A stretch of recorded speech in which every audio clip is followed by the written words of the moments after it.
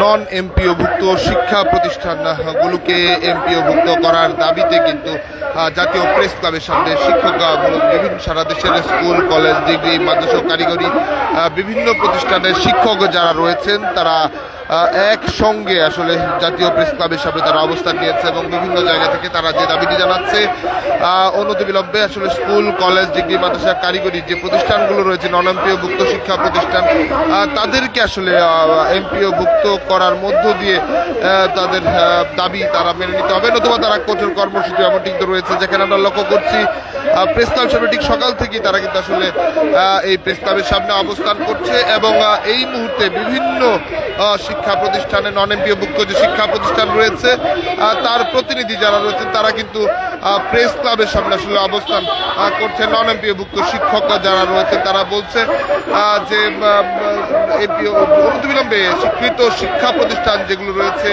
এমপিওভুক্তির একমাত্র মানদণ্ড হিসেবে নির্ধারণ করে কিন্তু তাদেরকে আসলে এমপিওভুক্ত করার দাবি তারা তুলেছে। এর আগে যদি বলা যায় মাধ্যমিক পর্যায়ের স্কুলের দাবিতে কিন্তু সচিবালয়ের দিকে যখন যায় তখন পুলিশ কিন্তু তাদের আসলে ধাওয়া দেয় এবং ধাওয়া দিয়ে তাদের সরিয়ে দেয় এবং যেমনটি আমাদের কাছে জেনেছি যে এখানে একটি জামাত ইসলামী একটি প্রতিনিধি দল আসলে তাদের এখানে আসার কথা রয়েছে, এমনটি কিন্তু আমরা তথ্য জেনেছি। তবে যেটি বলতে চাই নন এমপিওভুক্ত শিক্ষা প্রতিষ্ঠান সেটির যারা রয়েছেন তাদেরকে এমপিওভুক্তকরণের দাবিতে বিভিন্ন প্রতিষ্ঠানের শিক্ষক যারা রয়েছেন স্কুল, কলেজ, ডিগ্রি, মাদ্রাসা, কারিগরি বিশেষ করে যারা এমপিওভুক্ত এখনো নন এমপিওভুক্ত তারা জাতীয় প্রেস ক্লাবের সামনে তারা সমাবেশ অবস্থান নিয়েছে।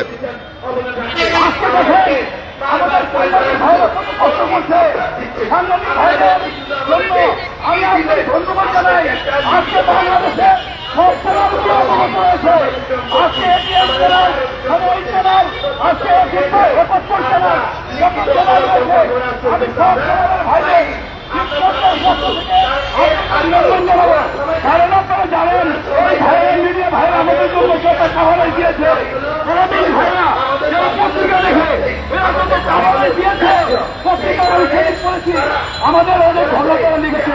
আমাদের শিক্ষকরা মানবতার জীবনযাপন করছে, আমাদের শিক্ষকরা বাড়িতে ছেলে মেয়েদের জন্য কাপড় সুপার কিনে নিয়ে যেতে পারে, সেটা পারে না, সেগুলো তারা লিখেছে আমাদের জন্য। আমি ধন্যবাদ জানাবো তারা আমাদের জন্য এই দায়িত্ব পালন করবে, তাদের জন্য আমাদের সকল শিক্ষক কমিটির পরিষদের দোয়া থাকবে। আপনারা আমাদের জন্য কাজ করবেন, আশা রাখি আল্লাহ তাকে না রেখে আর নয় আল্লাহ রাখে।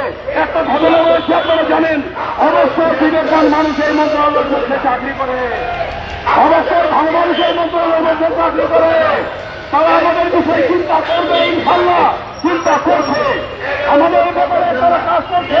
ইনশাল্লাহ অল্প সময়ের মধ্যে আপনারা সুসংবাদ এবং ঘোষণা পেয়ে যাবেন। সবাইকে ধন্যবাদ, সবাইকে ধন্যবাদ, সবাই ভালো থাকবেন, সবাই কর্মসূচি থাকবেন, সবাইকে ধন্যবাদ। আপনারা দেখছিলেন নন এমপিভুক্ত শিক্ষা প্রতিষ্ঠানের শিক্ষক ঐক্য পরিষদ, নন এমপিভুক্ত শিক্ষা প্রতিষ্ঠান যারা রয়েছেন সেই ব্যানারে কিন্তু তারা আসলে জাতীয় প্রেস ক্লাবের সামনে সমাবেশ করছে এবং সকাল থেকেই তারা অবস্থান নিয়েছে এবং এর আগে মাধ্যমিক পর্যায়ের শিক্ষকদের একটি মিছিল কিন্তু সচিবালয়ের দিকে গেলে সেখানে কিন্তু পুলিশে তাদেরকে সরিয়ে দেয়, এমনটি কিন্তু আমরা লক্ষ্য করেছি এবং তারাও কিন্তু এই মুহূর্তে ঠিক পাশেই আসলে প্রেস ক্লাবের সামনে অবস্থান করছে এবং আপনারা সেই দৃশ্য সরাসরি দেখছেন।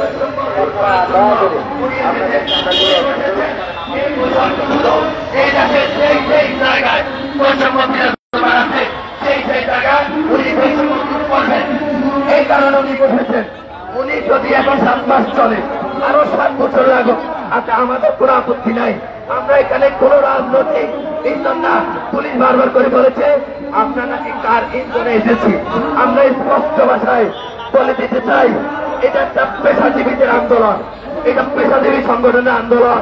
আমরা আমাদের ন্যায্য দাবি আদায়ের লক্ষ্যে আমরা রাস্তায় এসেছি, আমরা কারো ইন্ধনে এখানে আসি নাই।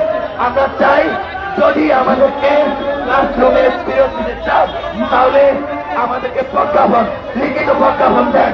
আজকের ভিতরে আমরা প্রেস ক্লাব ত্যাগ করবো। যদি আজকে বিকেলের মধ্যে আমাদেরকে লিখিত প্রজ্ঞাপন দেন, আমরা এক মুহূর্ত এখান থেকে অবস্থান করবো না।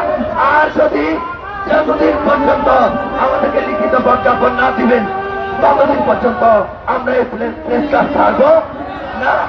আপনারা জানেন আমরা এই আন্দোলন পক্ষে আমাদের রক্তের সাথে আমরা এই সরকার যদি বৈষম্য দূর করতে না পারেন আমরা জানি না।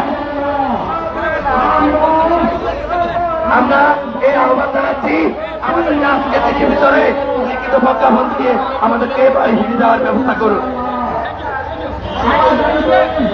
এই ছিল প্রেস ক্লাবের দিকে সর্বশেষ প্রস্তুতি। পরবর্তী আপডেট পেতে দেশ মাতারের সঙ্গেই থাকুন।